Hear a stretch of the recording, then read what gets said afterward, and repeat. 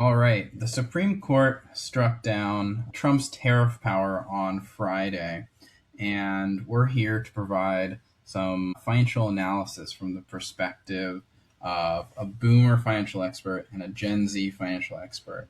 We'll get into the impact of this decision, like our expectations for the impact on the economy, the US dollar, the volatility in the stock market, and if we should be expecting any tariff refunds to be paid out to the businesses that paid these tariffs that are now deemed illegal.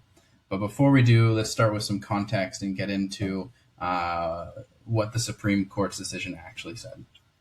This last week, the Supreme Court struck down President Trump's claim of power to unilaterally impose trade tariffs.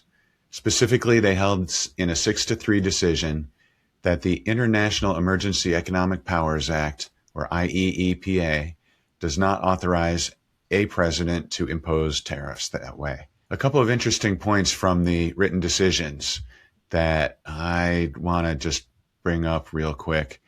Justice Gorsuch, a Trump appointee who's part of the court's conservative majority, wrote a consenting opinion, which means he agreed, but he had slightly different reasons from the majority opinion, which was written by Chief Justice Roberts. Gorsuch wrote, "Yes, legislating can be hard and take time, and yes, it can be tempting to bypass Congress when some pressing problem arises, but the deliberative nature of the legislative process was the whole point of its design. Through that process, the nation can tap the combined wisdom of the people's elected representatives, not just that of one faction or man." So it was a little bit of a gentle or subtle jab at Congress regarding their inaction on this issue, or their desire to just let the president take over their powers. On the other side, Justice Brett Kavanaugh wrote the dissenting opinion for the three who disagreed. And his opinion rests entirely on the fear of chaos that could ensue if the tariffs are struck down. It's a nakedly results determinative argument, which is surprising, maybe not surprising to some, but it's a little dubious when coming from a constitutional originalist, and that's by his own description as well as others. Originalists promote the idea that the court should simply interpret the plain meaning of the text as understood by the framers of our founding document. So the results that may come from the decision clearly are not anything that's contained in the text. Yeah, so that's the context of what happened on Friday. Since then, Trump held a press conference and said some nasty things about the various justices that disagreed with him, which is expected from him. But he also has now implemented on Saturday a 10 sweeping tariff, a global tariff, and then revised to the maximum of 15%, that the law that he is now citing that gives him the authority to use these tariffs. Again, the interpretation of the law that was disagreed with by the Supreme Court was the International Emergency Economic Powers Act. So that was the law that Trump claimed gave him the power to essentially have sweeping tariff authority and being able to essentially turn on and off at whim through a tweet or a Truth Social post of, okay, we're mad at Brazil because they convicted the former conservative president that is his friend for doing illegal things, or being mad at the European Union for moving troops into Greenland. Now, with the IEEPA powers essentially overturned or rejected, Trump now has to go through a little bit of due process, which can be a scary word for the administration, and have to actually go through Congress in some cases, and or doing studies and having findings before declaring tariffs. This current 15 tariff is technically temporary. I believe it's 150 days starting on Tuesday, so 15 across the board. However, Trump has claimed that he can just re-up the 150 days indefinitely. So we'll see if that happens, or if there's another way that Congress or the Supreme Court would prevent him from re-upping indefinitely.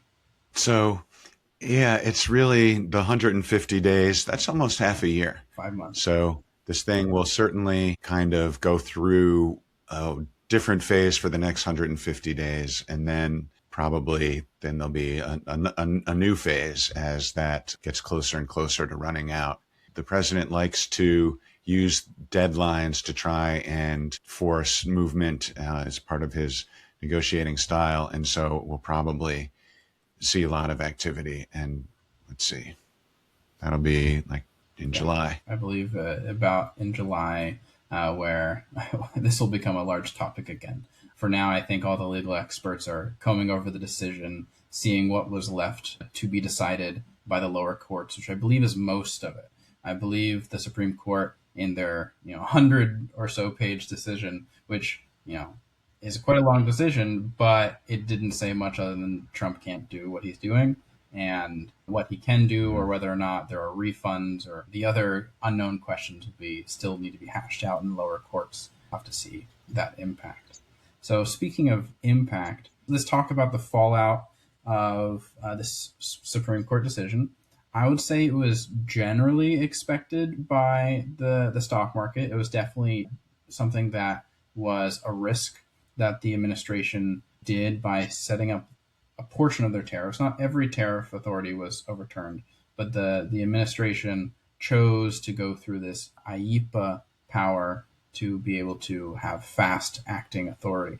So it's going to take a little bit more time now and having to change over all the different agreements with other countries. Well, we definitely agree on that, Jeremy. It was expected. I think it would have been a real surprise. It was almost certain that Justice Roberts would side with the three Democratic appointees.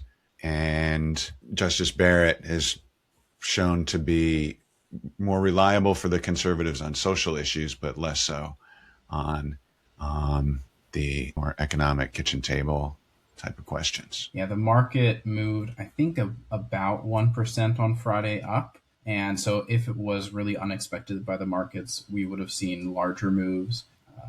What do you think, Gordon, will be the impact in just speaking the stock market, not the economy or anything else, but just the direction and the difference in price, let's say, of the S&P 500 over the next 5 months, because we don't really know what goes beyond that. Obviously, most analysts would say this is positive for stocks because lower taxes are stimulative and tariffs are taxes.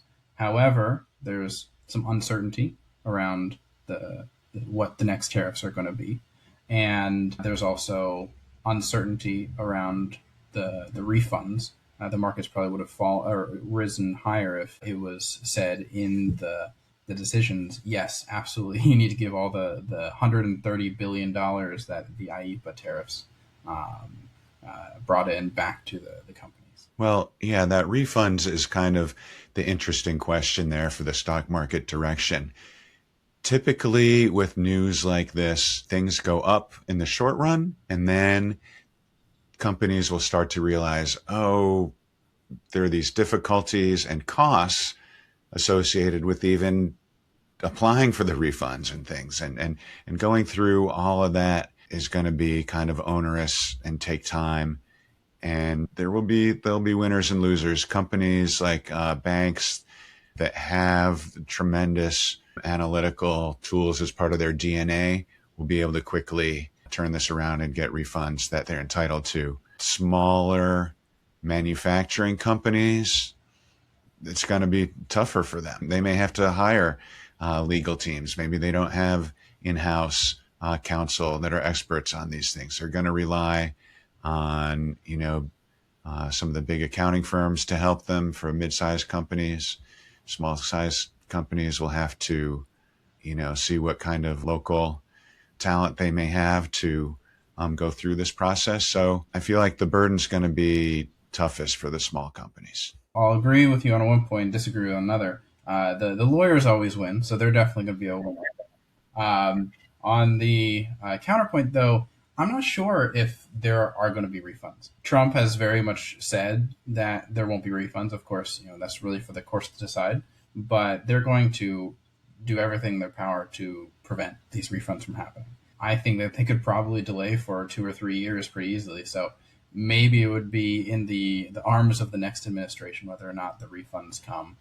This is going to be a long, drawn-out court battle, and there's additional implications beyond just the list of, okay, all the companies that have tariffs that are going to get, I've paid this, this, and this. But there are agreements with like international companies of, okay, well, we'll reduce our prices to split the costs of these tariffs, or the other impacts there that would likely still end up with a lot of people having just lost out on money, which is not going to be able to be refunded in any way. So maybe we'll see some refunds, especially the ones that are ironclad. This is exactly how much I paid, and these are the reasons that my strong legal team can put forward. But I think 100% of the revenue is not going to be returned. That's totally fair. I wouldn't disagree with that. I do think that in the long run there will be significant refunds, but they'll want it to not show up in the statistics, the official economic statistics, until at least after the midterms. And well, the statistics have never been too truthful anyway. A lot of them is like, we've brought in $1 trillion in tariffs or whatever, which they haven't brought in. And a lot of justification from the administrations of like, well, we're anticipating the future tariffs but we're counting it as today money. And especially with this overturning of the IEEPA powers, the numbers are even more dubious. But speaking about refunds, not exactly refunds, but let's talk about price levels. When the tariffs went into place, some companies were able to pass along the tariff costs to consumers. Other companies did a hybrid approach where some of it was passed on to consumers and some of it was absorbed by them. There were definitely a few industries where almost all the tariffs were absorbed by the importing U.S. companies. We'll throw in a note that tariffs are definitely not taxes on foreign governments. That's not how it works. It's ultimately a sales tax. It's a tax on the final consumer, or a corporate tax. So we saw prices rise, and especially the Trump administration struggling prior to the midterm about the discontentment with high cost of living.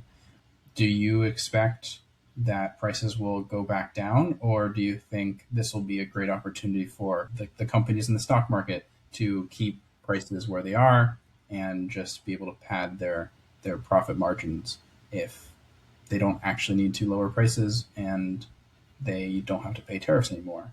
Well, I think that it depends on industries. Let's take food products.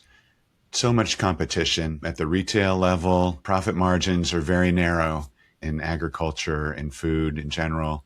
And so I expect prices will adjust quickly because there's more competition. Areas where there's less competition, like chip manufacturers, you need the latest chip. If you're the end product assembler, you're not going to just change your order of how many NVIDIA chips or Google chips or whatever you're buying. And so I would not expect prices to come down from that. I would expect companies in electronics to pretty much try to keep their profit, use any reduction in tariffs to increase their profit margins. So it's all about what industries have more pricing power and more concentration.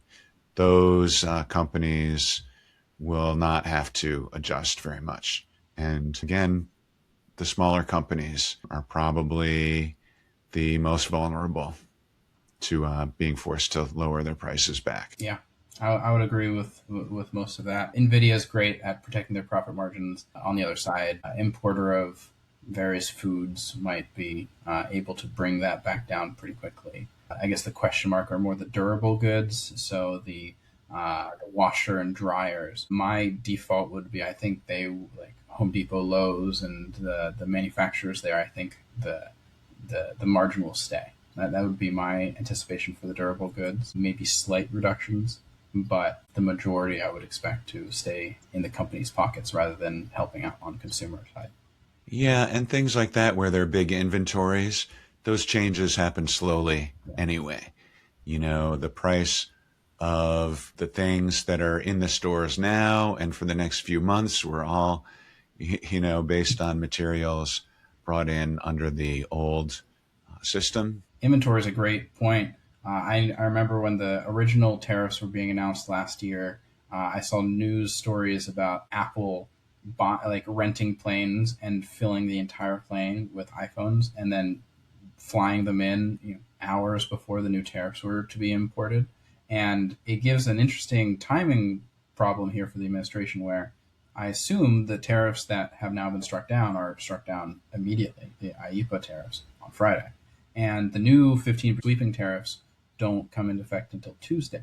So I wonder if we see a whole lot of iPhones being flown in on Monday, trying to get in. Well, hopefully they'll be able to bring them into West Coast airports because the blizzard coming means that New York, it's snowing as I look out my window right now on 441 on Sunday evening, the 22nd. I see some little flakes are turning into big flakes. And yeah, I imagine that there may be delays all over the East Coast. Let's discuss the dollar. What are your anticipated impacts on, will the dollar appreciate, depreciate? Will someone traveling in Europe have a harder time or an easier time buying, their croissants at their cafe? The thing with croissants always is like, can I afford that much butter? Not a price, it's a salary. Yeah. Do you want to allocate your sinful eating to sweets or or the high fat stuff? But seriously, I think that the dollar will probably benefit a little bit. But the other question that may affect the dollar is the response from other countries, right? So we had Japan and India and other countries negotiate these special deals. Japan said we're going to invest, I think it was $36 billion in U.S. industry or bringing factories to manufacture things that are being sold in America, the way their auto industry did back in the 80s. And they're going to be kind of ticked up probably and maybe go back on those deals. So volatility, yes, I don't have a very strong opinion on whether in the short run this is going to create much of a wave in the dollar. It's the difficulty of our system versus like a parliamentary system where one party is in control of the legislature and the presidency, and you kind of know what you're going to get with them. With our judicial review and the separation of powers, it's hard for other countries to understand. They don't get our system that well a lot of times when you talk to people from a parliamentary country. And so I'm wondering about, how is Japan and India going to respond to this? Is this going to just push them away more? And even if it benefits them in the short run, is the decision making going to be, we're just not reliable as a partner, and therefore we want to own more gold and have more of a diversity of currencies for exchange, maybe strengthening the yen, the yuan, and the euro. Who knows? Yeah, I think predicting the dollar is something that's very hard to do, that people get paid a lot of money to do, and is still very difficult. You had mentioned volatility there, and I think that's probably a great final topic to cover. So there's volatility in the stock market. There's also volatility in the economy. I think there are two ways to look at this. Usually with Trump not having the power to unilaterally make decisions over tweet or Truth Social post and then changing the next day and then changing the next day again, that we saw last year, and that caused a lot of volatility, a lot of uncertainty in the markets. We could see that volatility fall, and we could see volatility in economic policy in the economy, and thus the stock market reduce. On the other side, you could also potentially see that volatility increases because even though this was expected, we don't know what's next. I think Trump had cited like 5 other potential laws that he might want to try to invoke to get new tariffs. And so additional uncertainty usually adds additional volatility. I feel like the volatility is here. This is not going to significantly reduce volatility. As you said, 5 different potential other laws or authorities that he can use. Really, the stock market has an effect on the economy. The economy has a big effect on the stock market, but also it works the other way around because it's a wealth generating engine for people who own stocks, which is not everybody, but a lot of the money is in the stock and the treasury bond. So I feel like the issue with volatility is tied up very much with the politics and the style of President Trump, wherein one thing is often a distraction from something else. And so the tariffs and other economic stories are sometimes used to take away or to distract from things that he doesn't want people talking about. And so that'll continue to be his style. And time will come around again where there's something, whether it's Epstein files or his health or something like that, that he won't want people talking about. And so he'll come back to the playbook of, I'm going to throw a grenade into the discussion of tariffs and get the press focused on that. And for that reason, I think volatility is not really going to go down. Well, I'll disagree slightly there. So I definitely agree with most of what you said, but simply from speaking about stock market volatility, there's plenty to still be volatile about, and I'm definitely not saying that the market's not risky. There's plenty to be fearful about in the market, but simply with him no longer being able to use unilateral power at going back and forth. I remember, I think there was one week where he changed tariffs on a country like 8 times, and it was more than one per day on average. And having to, even if he like threatens or does other tariff announcements, I think everything will be a little bit slower. And the market likes when stuff is slower to digest and more predictable. A common statistic I like to bring up is every time we have a new presidential election, we get the questions, does the stock market perform better under Democrats or Republicans? And the answer is the stock market performs best historically on split Congress and president, where on average it's harder to get things done. The stock market likes status quo. The stock market likes few changes because businesses can make their plans and not have them interrupted by constant changes. And if tariffs are changing constantly, it's very hard for importers to know when or where or how much to bring in, and it can be hectic. So I think market volatility and economic volatility will reduce. However, it's still going to be pretty high, like quite high. So we'll have to see. That's a persuasive argument you make there. I hope you're right. Me too. All right. Well, I think that's probably a good place to wrap this up. Thanks everyone for listening. We're going to try to make this a more regular series, covering a more in-depth discussion with our two perspectives, coming from a boomer financial expert and a Gen Z financial expert, and seeing if they differ or if we're in agreement. So hopefully stay tuned and check back in a week or two, and there'll be another breakdown of whatever the newest headline is that is sitting on our desk and making us sweat a little bit. It should be fun.